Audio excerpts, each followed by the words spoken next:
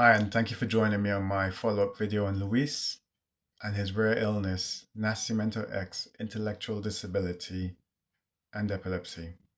I guess what I want to do in this video is really give you an introduction to what that journey looked like for us from the start, right up until the point that we got a bit more clarity on Luis's particular illness.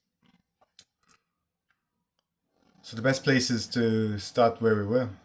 We were living in Slovakia at the time, and on this particular day, we had come back from a long journey from Prague. I mean, we were on a train for about 4 hours, so we were all pretty exhausted. And I remember putting Luis down on a play mat next to me, and turning around for a couple seconds to grab something and go back to him. But when I turned back, nothing I'd ever experienced in the past up until that point was able to prepare me for what I was looking at. Luis was stiff, non responsive. He didn't look like he was breathing. Even when I picked him up and I checked his tongue, I made sure his airways weren't blocked. I tried everything just to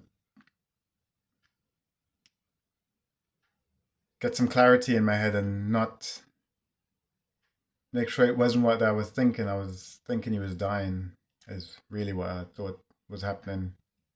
I looked at him and I couldn't believe I really felt, I genuinely thought that that was my last few moments with Luis.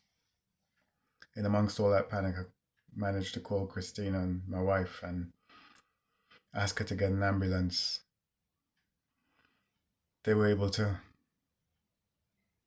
help us and guide us until the ambulance arrived. And then amongst all that panic, we had some neighbors knock on our door, which is interesting because we're usually quiet people. So there must have been a lot of commotion going on in my house and at that time.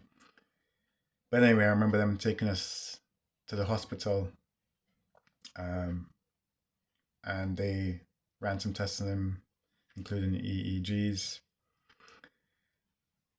and they concluded that they believed it was a febrile seizure due to him having a temperature, and it looked like he contracted bronchitis at the time. So after a couple of days, we were sent home and monitored him.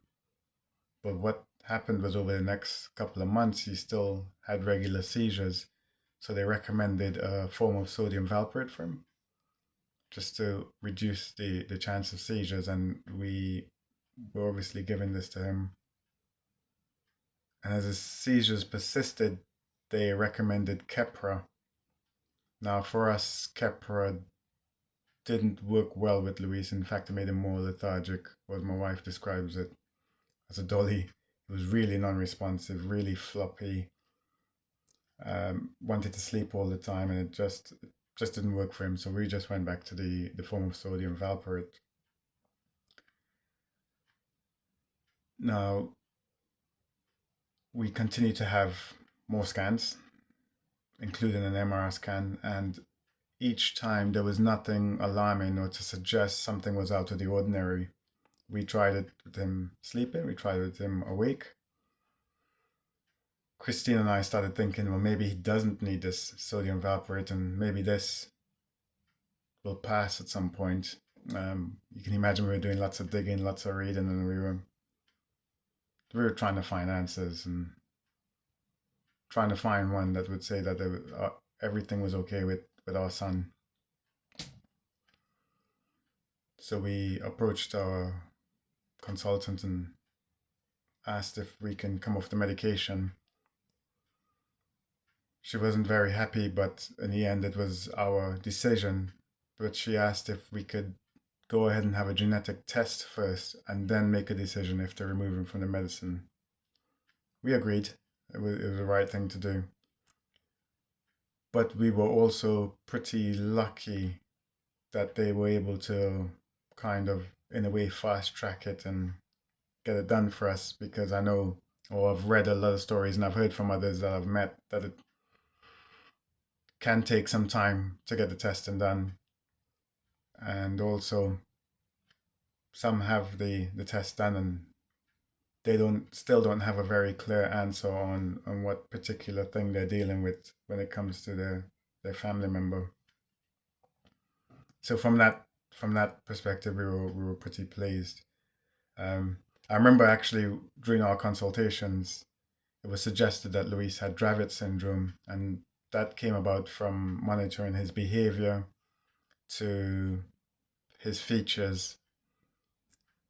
Now, some of his features, just to give a bit more explanation, you might not clearly see it in some of his pictures, but he's got a slightly smaller nose than usual, and his eyes are slightly wider, the spacing in between them, and on his forehead he's got a slight lump and that protrudes. But again, unless you're looking for them, you don't always see it. So just to give you an idea of some of the features that can exist for his illness. But by the time the the results came back, we found out he had a rare illness known as Nascimento X intellectual disability, and of course epilepsy. And now there is medical information out there that exists on this condition, but what there isn't is a lot of case studies. So it was a matter of just trying to grab onto what information was out there and trying to work with that and trying to see what was the best things and how to support and help Luis and trying to get ideas and answers really on how the future would look like for us as a family and him as an individual. Um, but yeah, I guess that's how his journey started. And what I like to do is from here do some follow up videos on how that journey has progressed and what it looks like up until this point, including at home, outside the home, in school. So yeah, so I'll keep you posted.